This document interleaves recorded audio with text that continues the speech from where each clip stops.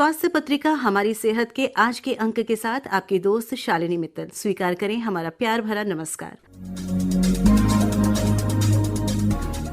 श्रोताओं, दुनिया भर में करोड़ों लोग अलग अलग बीमारियों से जूझ रहे हैं। इनमें से एक ल्यूपस डिजीज है। हर साल ल्यूपस के बारे में जागरूकता फैलाने के लिए वर्ल्ड ल्यूपस डे 10 मई को मनाया जाता है। ल्यूपस डिजीज क्या है, ये शरीर के अंगों को कैसे प्रभावित करती है, इसकी वजह क्या होती है और इसका इलाज किस तरह किया जाता है, आइए जानते हैं अखिल भारतीय आयुर्विज्ञान संस्थान नई दिल्ली की र्यूमेटोलॉजी विभाग की विभागाध्यक्ष डॉक्टर उमा कुमार से। ल्यूपस लैटिन में उसका मतलब होता है वुल्फ यानी भेड़िया। तो एक्चुअली हुआ क्या था, जो उनके पेशेंट्स होते हैं उनके फेस पे कुछ ऐसे रैशेज आ जाते हैं जिसकी जो एक अपीयरेंस देते हैं जैसे कि वुल्फ ने बाइट किया हो, तो इसलिए इसका नाम पड़ा ल्यूपस, और जिसे अब हम कह देते हैं सिस्टमिक ल्यूपस इरिथमेटोसिस। यानी कि इस बीमारी में दूसरे ऑर्गन्स हैं शरीर के बहुत सारे, उन पर असर आता है। सिस्टमिक डिजीज है, ये ऑटो इम्यून बीमारी है जिसमें अपने शरीर की जो इम्यूनिटी है वो अपने ही सेल्स को डैमेज करना शुरू कर देती है।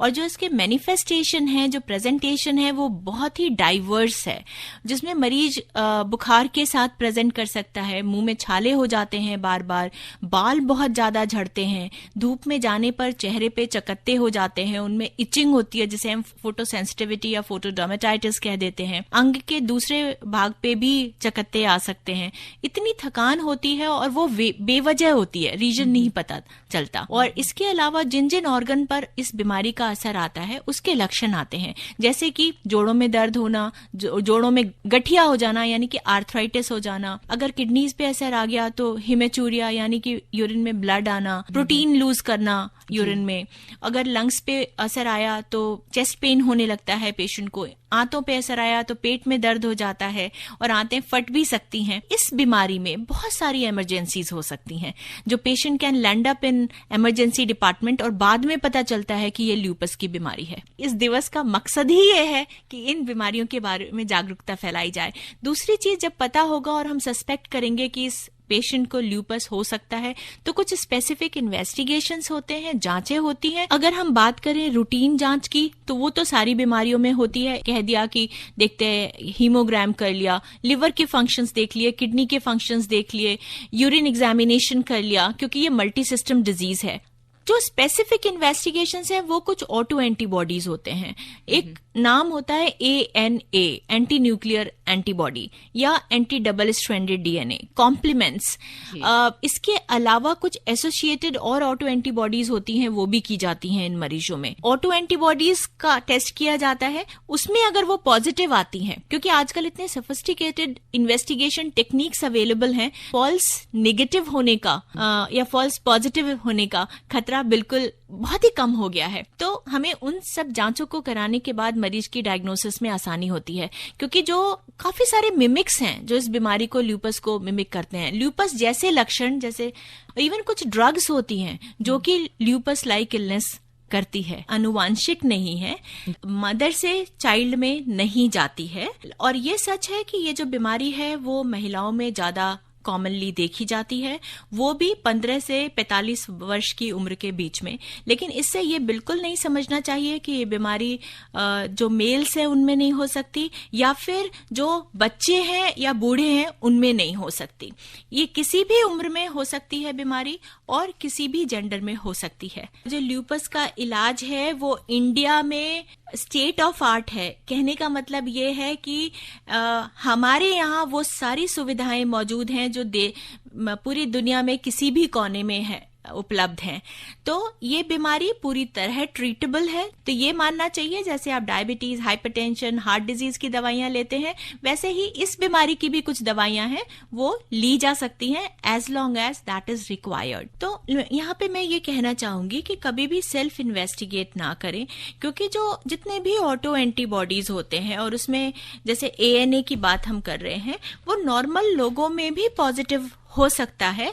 टाइटर्स होते हैं, जो इंटेंसिटी होती है, डिफरेंट डाइल्यूशंस में, डिफरेंट प्रोपोर्शंस ऑफ पेशेंट्स में ये पॉजिटिव हो सकता है।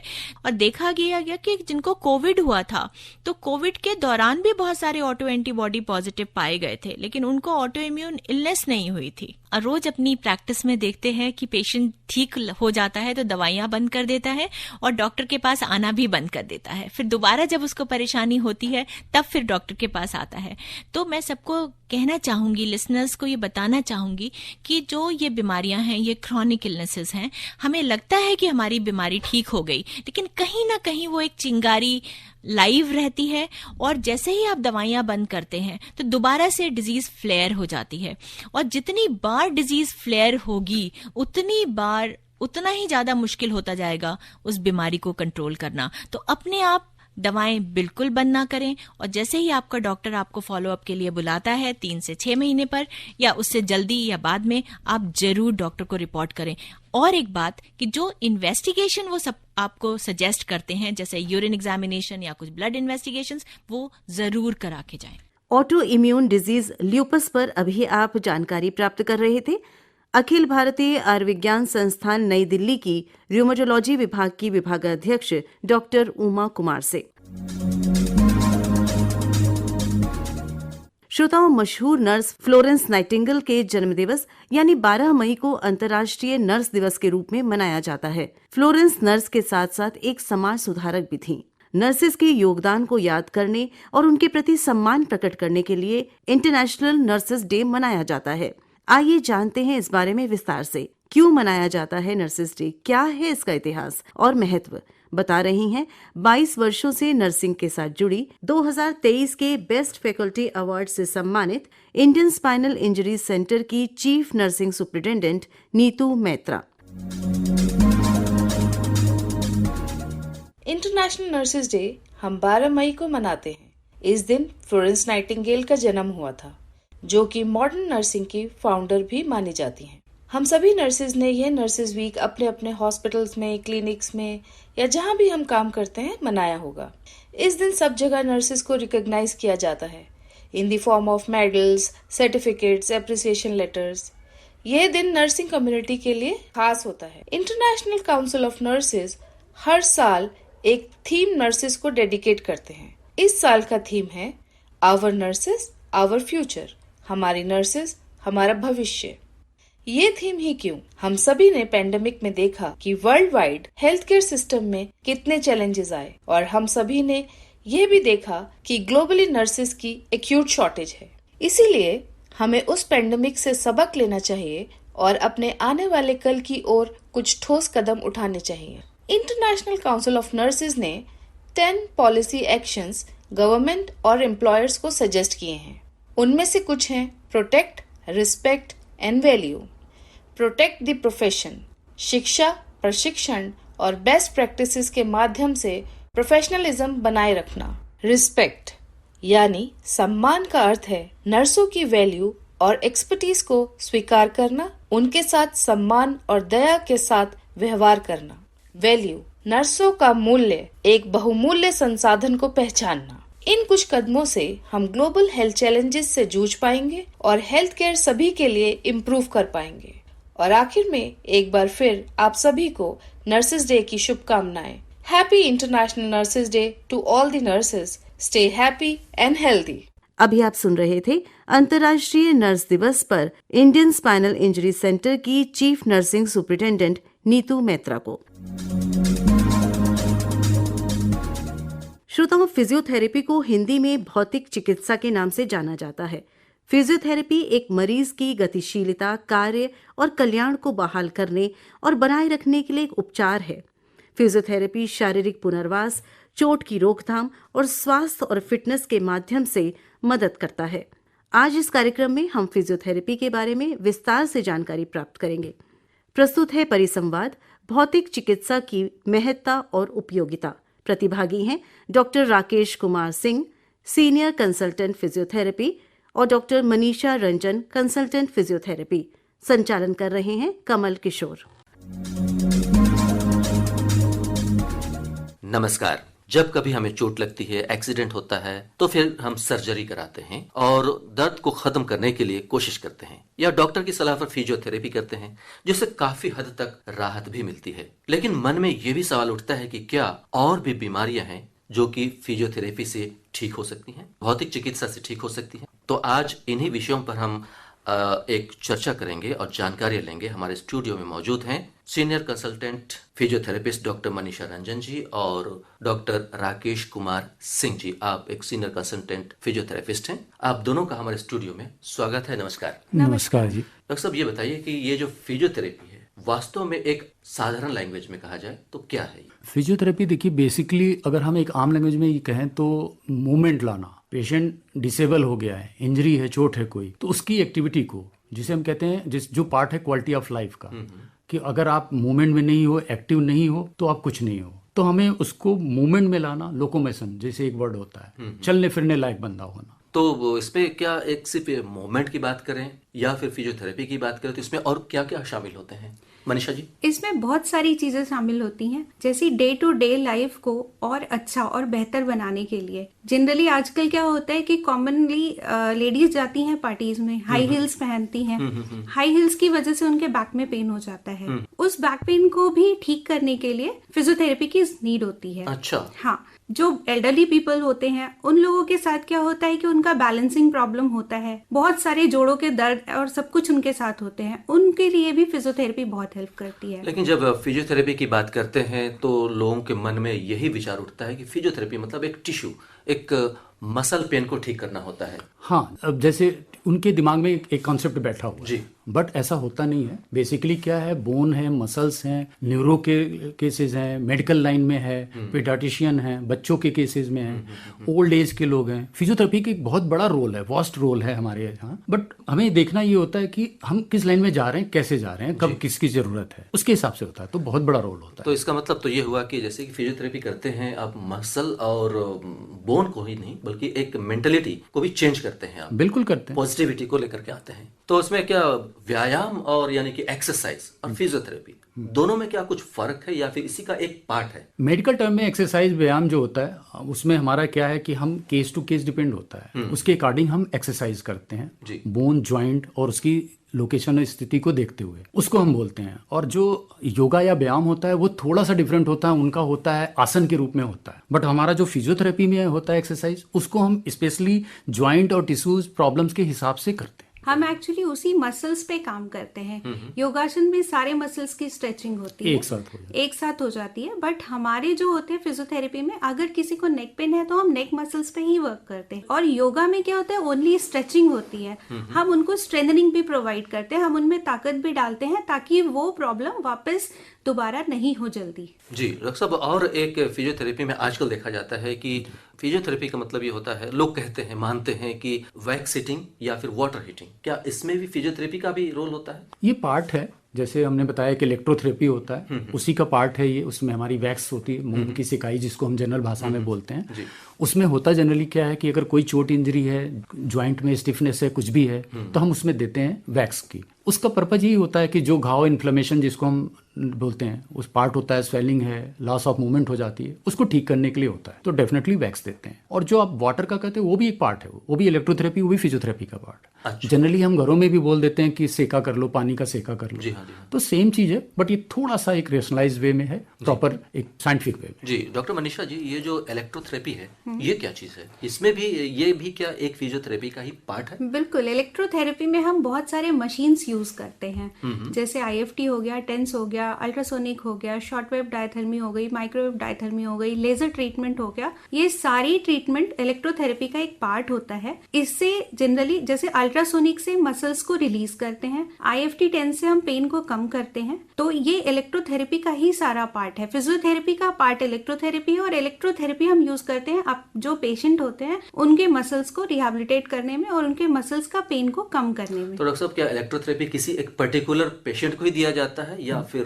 बिल्कुल, हर कंडीशन पे डिपेंड करता है, पेशेंट टू पेशेंट डिपेंड करता है। आप कह सकते हो कि मेडिसिन की जगह हम इलेक्ट्रोथेरेपी दे सकते हैं, मैं दूसरे टर्म में अगर बोल, प्लस एक्सरसाइज होती है, ये दो चीजें। डॉक्टर साहब, अभी आपने ये स्ट्रोक की बात की, तो डॉक्टर साहब इसमें स्ट्रोक वाली जो बात होती है जी, तो ये किसी को भी जब स्ट्रोक हो जाए उस दौरान दिया जा सकता है, उसके बाद दिया जा सकता है? हाँ बिल्कुल।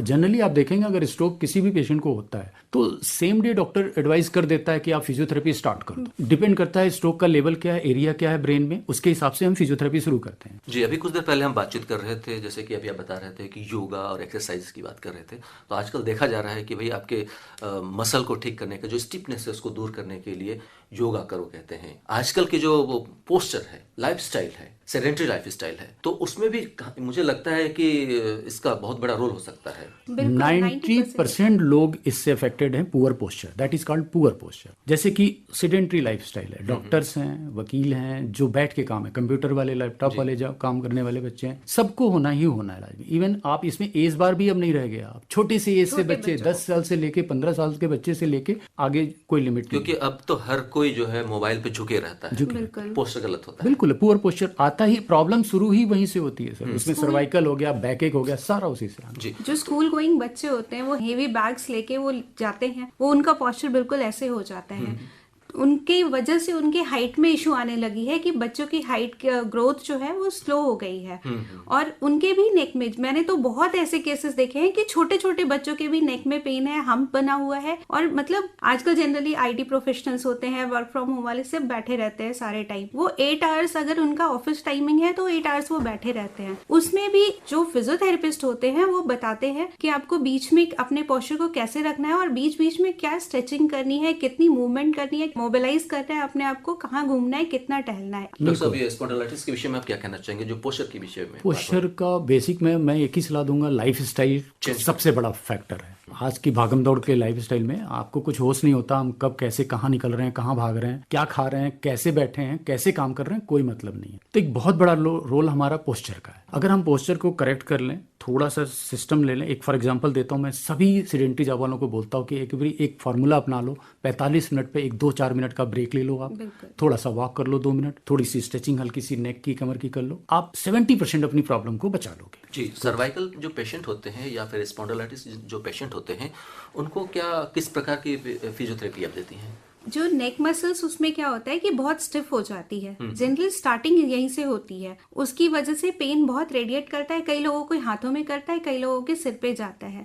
आजकल बहुत सारे केसेस ऐसे मैंने देखे हैं जो कि उनमें कहते हैं कि माइग्रेन हो गया, बट वो पहले वर्क नहीं करते नेक मसल्स पे। अगर वो नेक मसल्स को पहले रिलीज करें, जो हमारा फिजियोथेरेपी से है, हम पहले उसको रिलीज करते हैं, नेक मसल्स को रिलीज करते हैं अपने इलेक्ट्रोथेरेपी से, अल्ट्रासोनिक एंड IFT के थ्रू और हीटिंग के थ्रू। उसके बाद फिर हम उसको स्ट्रेंथनिंग कराते हैं, एक्सरसाइज करा के उसको मसल्स को स्ट्रॉन्ग करते हैं ताकि वो दोबारा नहीं हो। और फिर हम उसको फ्यूचर के लिए एक्सरसाइज बताते हैं कि आपको फ्यूचर में ऐसा एक्सरसाइज फॉलो करना है। डॉक्टर साहब, हम देखते हैं कि बड़े बुजुर्गों में खासकर देखा जा रहा है कि पार्किंसन डिजीज के विषय में हम अगर बात करें तो इसमें फिजियोथेरेपी का क्या रोल होता है? पार्किंसन एक बड़ा ही कह सकते हैं खतरनाक डिजीज है और इसका एक वर्ड होता है प्रोग्रेसिव डिजीज, इसको हम बोलते हैं। धीरे धीरे बढ़ती ही जाती है एज के हिसाब से, ये ठीक जल्दी नहीं होती है।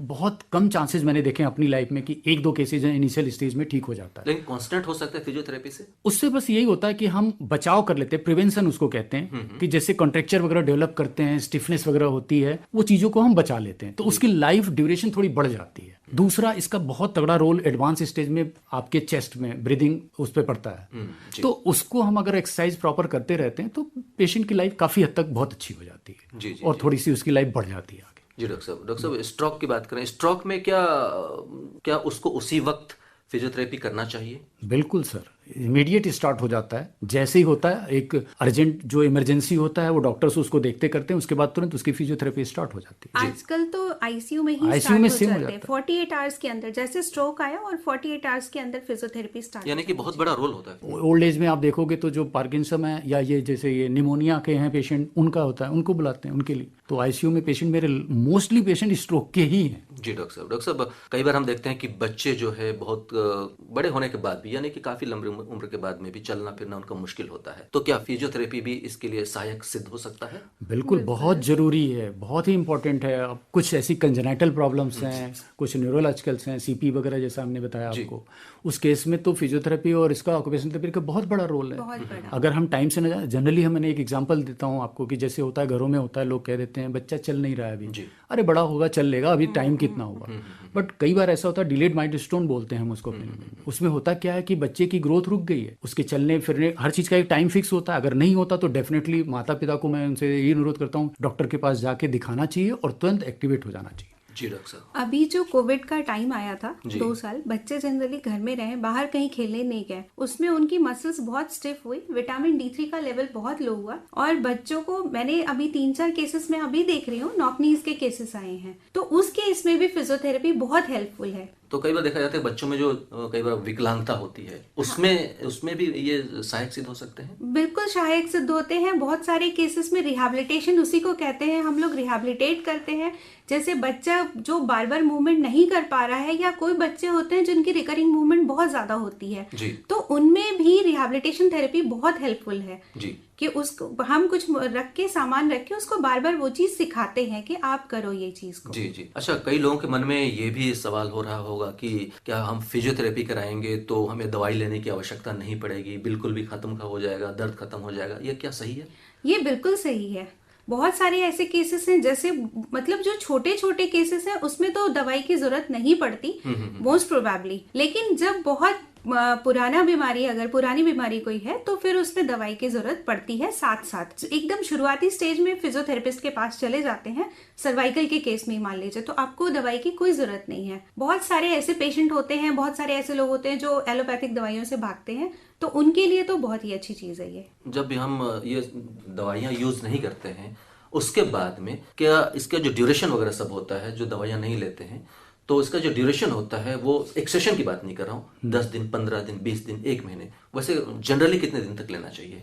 डिपेंड करता है केस पे। मैंने बताया बढ़ जाता है थोड़ा सा वो, अगर आप मेडिसिन नहीं ले रहे हो तो जनरली थोड़ा सा आपको टाइम देना पड़ेगा, एक्सरसाइज करनी होगी। कोई स्टिफनेस आई है, इनएक्टिव बच्चा, जैसे डॉक्टर साहब अभी कह रहे थे, बच्चा है इनएक्टिव हो जाता है, आप भी हो, पुअर पोस्चर की वजह से इनएक्टिव हो गए, एक तरीके से आपकी मूवमेंट वो नहीं हो रही, स्टिफनेस आ गई, तो हम फिर मॉडलिटीज देख के सारा ट्रीटमेंट करके उसके बाद एक्सरसाइज, स्ट्रेचिंग, मोबिलाइजेशन सारी देते हैं, तो थोड़ा सा ड्यूरेशन बढ़ता बट 100% क्योरेबल है। 100% क्योरेबल है अगर एक्यूट कंडीशन है, इनिशियल स्टेज है तो। अगर क्रॉनिक है तो डेफिनेटली हमें थोड़ी सी मेडिसिन भी एडवाइस करनी पड़ती है, अदरवाइज मेडिसिन की जरूरत हम करते ही नहीं। 99% आप कायदे में कहा जाता है we are not allowed, but हम दे सकते हैं, ऐसा फाउंडेशन भी नहीं है। एक पेन किलर सिंपल सा दे देते हैं कि भाई पेशेंट इतना पेन में आता है, इतनी उसको प्रॉब्लम होती है तो उसको लगता है थोड़ा सा रिलीफ मिल जाए, बट एडवाइस यही करते हैं पेन किलर नहीं लेना है आपने, आप डेली एक्सरसाइज करो, इसका ध्यान रखो, ठीक हो जाओ। जी डॉक्टर साहब क्या इसका कुछ साइड इफेक्ट्स भी होता है क्या? नहीं, कोई प्रकार का कोई, तभी तो पेशेंट आते हैं ना, इसीलिए एलोपैथ और फिजियोथेरेपी में यही सबसे बड़ा डिफरेंस है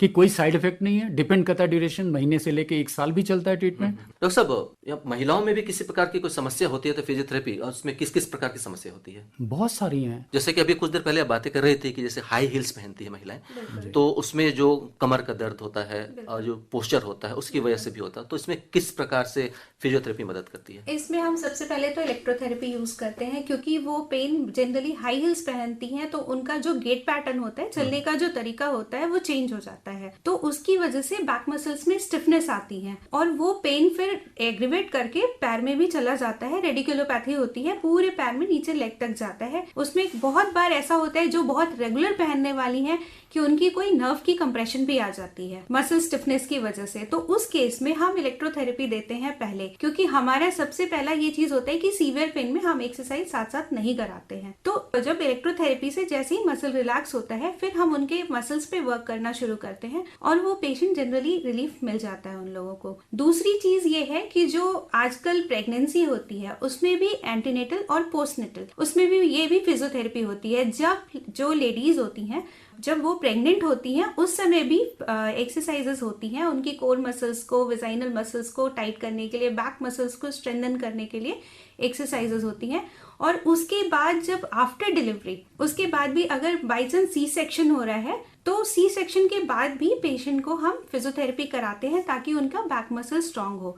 और फिजियोथेरेपी से बहुत सारे ऐसे केसेस हम जब वो ड्यूरिंग प्रेगनेंसी एक्सरसाइज कराते हैं तो सी सेक्शन के चांसेस कम होते हैं, नॉर्मल डिलीवरी के चांसेस तब ज्यादा होते हैं क्योंकि हम उनको मोबाइल करते हैं। तो क्या हम ये कह सकते हैं कि हर डिलीवरी के बाद में ये फिजियो जरूरी है? ये आजकल सी सेक्शन के बाद तो गायनी ही लिख दे रही हैं कि फिजियोथेरेपी 2-4 सेशन आप करवा लीजिए। बिल्कुल कर रहे हैं। हाँ। हमारे पास, मेरे यहाँ खुद इतनी लेडीज आई हैं, आप बिलीव नहीं करो, क्योंकि वो वेट ऑलमोस्ट प्रेगनेंसी के दौरान 9 to 10 kg 12 kg बढ़ जाता है जी, तो उनको बहुत जरूरत भी है, तो एडवाइजेबल भी है और आते भी लोग। जी डॉक्टर साहब मेरे दिमाग में एक प्रश्न ये हो रहा है कि जब हम फिजियोथेरेपी की बात करते हैं, लोग एक जनरली बात करते हैं फिजियोथेरेपी की, तो मसल की बात होती है, टिश्यूज की बात होती है। डॉक्टर साहब, कई बार जलन होती है ना, कि जल जाते हैं लोग, उसके बाद में मसल्स या टिश्यू जो है वो बदलते हैं, तो क्या उसमें भी फिजियोथेरेपी की आवश्यकता पड़ती है? बहुत जरूरत है सर। अगर है तो उसमें सबसे पहले तो हमारा स्ट्रेचिंग का बहुत बड़ा रोल होता है। किसी जॉइंट पे अगर जल गया कहीं हुआ तो हम स्ट्रेचिंग देते हैं, अल्ट्रासोनिक ट्रीटमेंट देते हैं जी।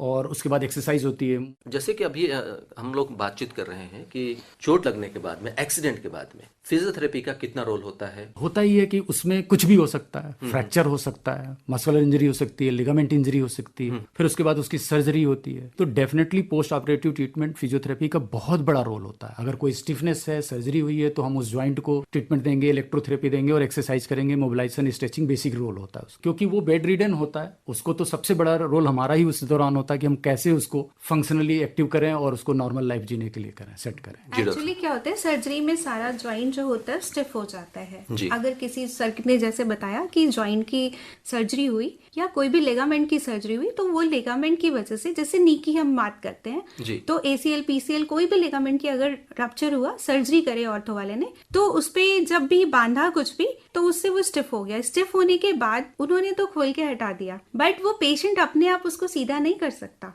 उसको हम एक प्रॉपर फोर्स देकर और प्रॉपर स्ट्रेचिंग, सर ने बताया भी, स्ट्रेचिंग करा के, मोबिलाइजेशन करा के, फिर हम उसको पेशेंट को पूरा स्ट्रेंथन करा के उसको उसके मूविंग कंडीशन, यानी कि फिजियो का एक बहुत बड़ा रोल होता है। बिल्कुल। और एक जगह और रोल है सर, ओल्ड एज में बहुत बड़ा रोल होता है। जी जी हाँ। उनको एक्टिव बनाना और उनको इंडिपेंडेंट बनाना, बेसिक रोल यही है उनका। डॉक्टर साहब, अब चलते चलते हम आप दोनों से एक संदेश चाहेंगे कि फिजियो का क्या रोल होता है और फिजियोथेरेपी किस प्रकार हमारे जीवन शैली को बदल सकता है? बिल्कुल, मैं इतना ही कहूँगा कि फिजियोथेरेपी का रोल आज हमारी लाइफस्टाइल में क्वालिटी ऑफ लाइफ है। अगर क्वालिटी ऑफ लाइफ आपकी गड़बड़ होती है या कहीं से डाउन हो रही है, तो फिजियोथेरेपिस्ट ही आपकी क्वालिटी ऑफ लाइफ को सेट कर सकता है। उसके साथ साथ इनकॉर्पोरेटली आप उसमें ये भी देखें कि आप इकोनॉमिकली, फिजिकली, सोशली वेलबींग अगर आपका होना है अच्छा, तो उसमें फिजियोथेरेपिस्ट का एक बहुत बड़ा रोल। फिजियोथेरेपी का बहुत बड़ा रोल है हमारे नॉर्मल लाइफस्टाइल को इम्प्रूव करने के लिए। जैसा कि सर ने बताया कि सब कुछ चाहिए, लेकिन मेरा तो एक खास संदेश है लोगों को कि अगर कोई भी पेन होता है तो उसको इग्नोर नहीं करें। मसल से रिलेटेड अगर कोई पेन हो रहा है, जॉइंट से रिलेटेड कोई पेन हो रहा है, तो उसको दवाई खाकर उसको सप्रेस करने की कोशिश करने के बदले फिजियोथेरेपिस्ट के पास जाए, उसको दिखलाएं कि हाँ ये मुझे पेन हो रहा है, और उसके बाद वहाँ 2-4 सिटिंग लेके देखें, डेफिनेटली उनको आराम आएगा और जो उनका क्वालिटी ऑफ लाइफ होगा जो वो बिल्कुल इम्प्रूव करेगा। यानी कि लाइफ स्टाइल हमें चेंज करनी है तो फिजियोथेरेपी को हमें महत्व देना पड़ेगा। महत्व देना पड़ेगा और अपने लाइफ में, लाइफ स्टाइल में इसको भी इंक्लूड करना होगा। और ये बहुत बड़ा मिथ है कि बिना किसी ऑर्थो के या बिना किसी के लिखे हुए, प्रिस्क्राइब किए हुए हम फिजियो के पास नहीं जा सकते। ऐसा बहुत बड़ा मिथ है ये। आप डायरेक्टली फिजियोथेरेपिस्ट के पास जाइए। चलिए, आप हमारे पास डायरेक्ट ही आए हैं, हम आपसे डायरेक्ट बात कर रहे हैं और आप हमारे स्टूडियो में आए। आपका बहुत बहुत धन्यवाद कि आपने बहुत सारी जानकारियां दी। Thank you. भौतिक चिकित्सा की महत्ता और उपयोगिता। अभी आप सुन रहे थे ये परिसंवाद। प्रतिभागी थे doctor Rakesh Kumar Singh, senior consultant physiotherapy, और doctor Manisha Ranjan, consultant physiotherapy. कार्यक्रम का संचालन कर रहे थे कमल किशोर। इसी के साथ स्वास्थ्य पत्रिका का आज का अंक समाप्त होता है। फिर मिलेंगे अगली बार। तब तक स्वीकार करें शालिनी मित्तल का नमस्कार।